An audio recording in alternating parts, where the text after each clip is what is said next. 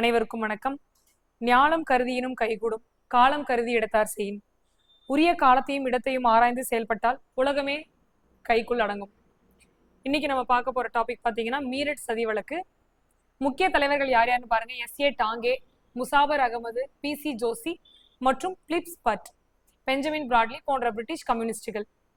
இந்த சம்பவம் என்னன்னு பார்த்தா, இந்தியாவில் கம்யூனிச அகிலத்தின் ஒரு கிளையை நிறுவ முயன்றதாகவும் இந்தியாவின் மீதான பிரிட்டிஷ் மன்னரின் இறையாண்மையை பறிக்க சதி செய்ததாகவும் இவர்கள் மீது குற்றம் சுமத்தப்பட்டது.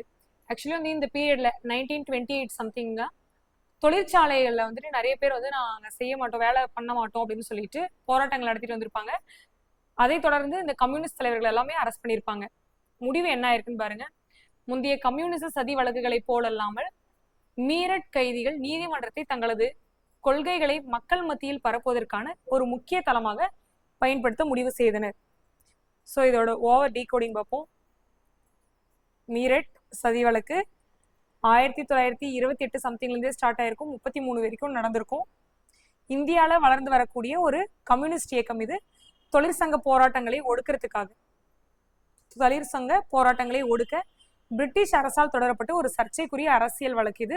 31 தொழிற்சங்க தலைவர்கள் வந்து கைது பண்ணியிருப்பாங்க.